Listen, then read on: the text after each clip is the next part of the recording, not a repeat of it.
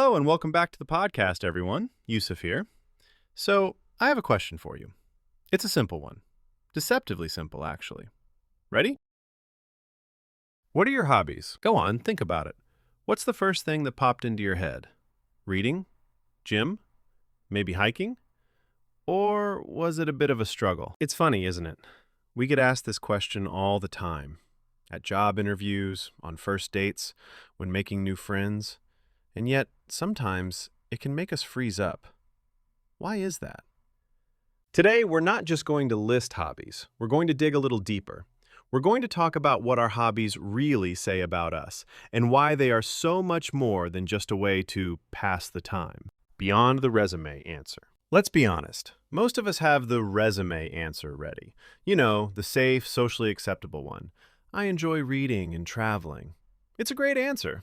But is it the whole truth? I think the reason the hobbies question can be tricky is because it's not really asking what you do, it's asking who you are. It's asking what captures your attention so completely that you do it for free.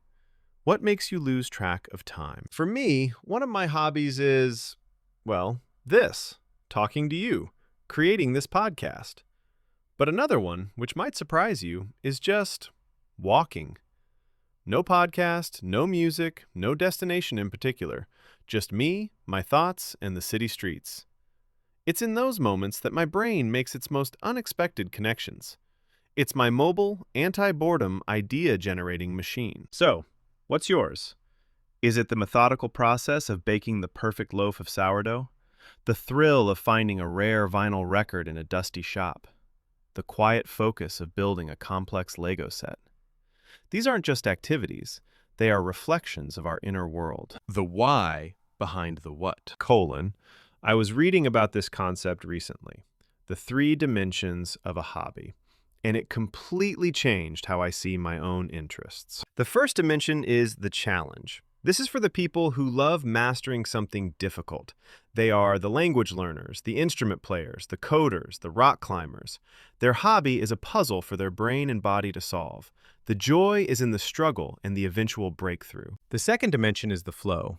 This is for those who seek a state of effortless immersion.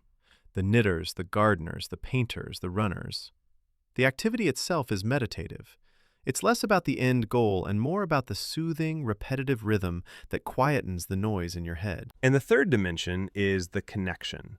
This is for the social butterflies and the community builders, the board game enthusiasts, the book club members, the amateur football players. For them, the hobby is just the vehicle. The real prize is the shared experience and the human connection. Most of our favorite hobbies are a mix of these, but one dimension usually stands out. Which one resonates most with you?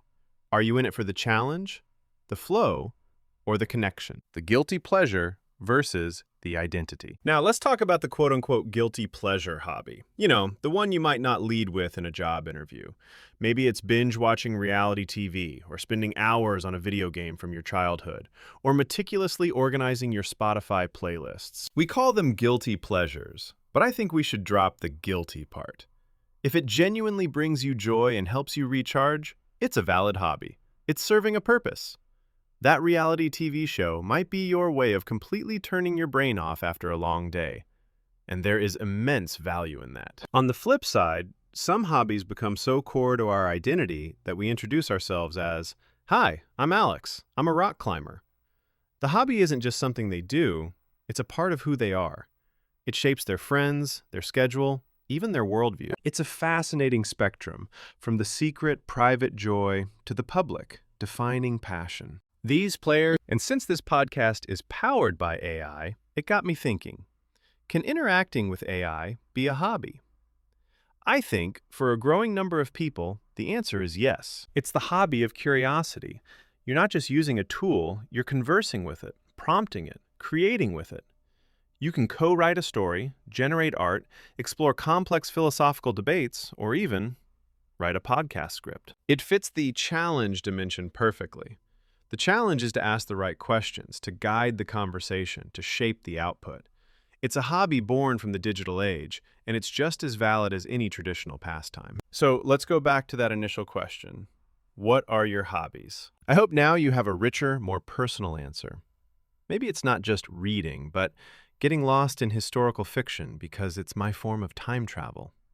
Maybe it's not just the gym, but the daily challenge of getting stronger, 1 kilogram at a time. Your hobbies are the fingerprints of your personality, unique to you.